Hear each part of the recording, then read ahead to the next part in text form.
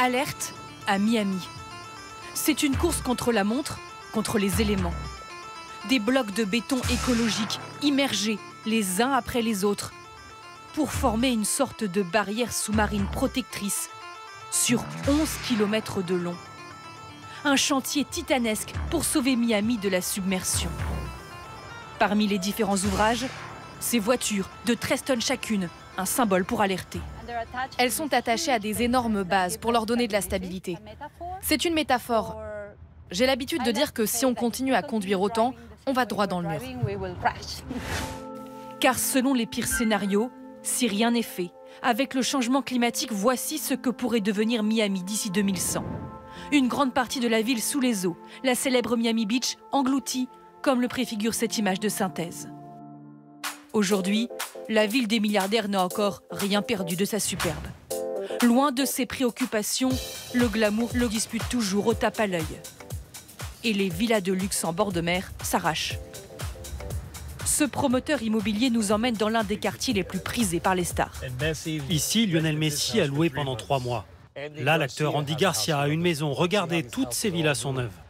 C'est pourtant l'une des 12 îles de Miami particulièrement menacée par la montée des eaux. Regardez celle-ci, c'est un vrai bunker. L'eau est à l'arrière, elle est sur pilotis. Laissez-moi vous montrer comment on construit. Les constructions continuent, sans relâche, toujours plus en hauteur, une fuite en avant en espérant aller plus vite que les éléments. Cette nouvelle berge est à plus de 2,50 m de haut. Cette maison, elle, a été construite il y a 30 ans, beaucoup plus bas. Avec la montée des eaux, cette villa va avoir des problèmes. Un peu plus loin dans la ville, certains envisagent déjà de déménager. Cette rue, par exemple, est inondée 15 à 20 jours par an, et cela empire d'année en année. Avec les grandes marées, maintenant dans la rue, ça monte jusqu'ici. Quand je me réveille et que j'entends les voitures essayer de rouler dans l'eau, ma première pensée est de me dire « Mais qu'est-ce que je fais encore ici ?»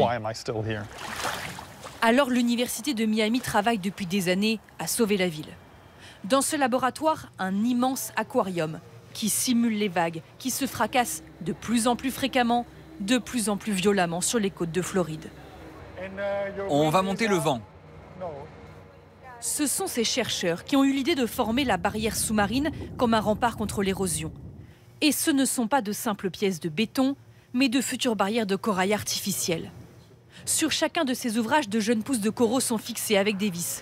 Cela fait des mois que cette scientifique les fait grandir dans ce laboratoire. Les récifs naturels sont abîmés. Ils n'assurent plus leur fonction de protection contre la montée des eaux. C'est pour ça que ces structures artificielles sont nécessaires pour aider à reconstruire ce qui a disparu. Quelque temps après l'installation des premiers blocs de la barrière, les effets sont déjà visibles. Les coraux ont commencé à pousser, la vie marine a repris et l'espoir renaît de préserver le plus longtemps possible la magie de Miami.